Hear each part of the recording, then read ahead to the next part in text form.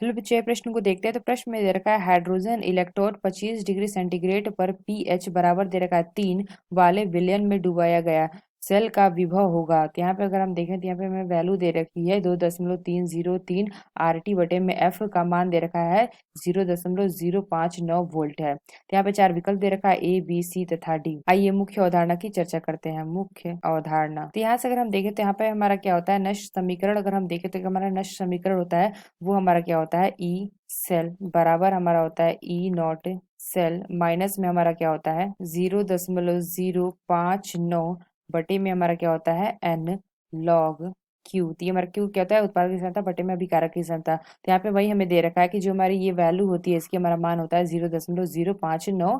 तो ये हमारे यहाँ पे रख दिया हमने। तो प्रश्न में क्या पूछा गया कि हाइड्रोजन इलेक्ट्रोड 25 डिग्री सेंटीग्रेड पर पीएच की वैल्यू में दे रखी है 3। तो यहाँ से अगर हम देखें तो पीएच बराबर हमारा क्या दे रखा है 3। तो यहाँ से अगर हम देखें तो हमारा क्या सूत्र होता है H3O पे प्लस।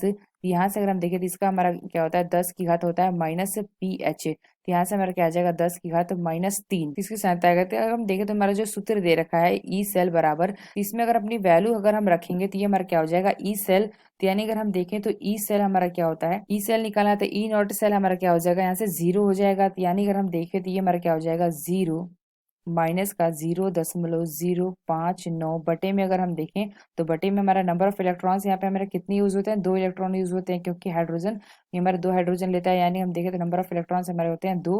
और यहाँ से हम देखें तो हो जाएगा लॉग उत्पाद की सांद्रता। यानी अगर हम देखें तो हमारा क्या हो जाएगा PH2। और अगर हम देखें तो अभिकारक की सांद्रता ये हम ले लेते हैं H+ यानी कि इसका स्क्वायर। ये हमारा क्या होता है H+ जो हमारे 2 मोल होंगे तभी हमारे H2 बनाएंगे। यानी हम देख सकते हैं कि हमारा H+ की सांद्रता हो जाएगी। तो यहाँ से अगर हम देखें इसको हल करेंगे तो ये हमारा क्या आ जाएगा माइनस का 0.059 बटे में हमारा क्या हो जाएगा 2।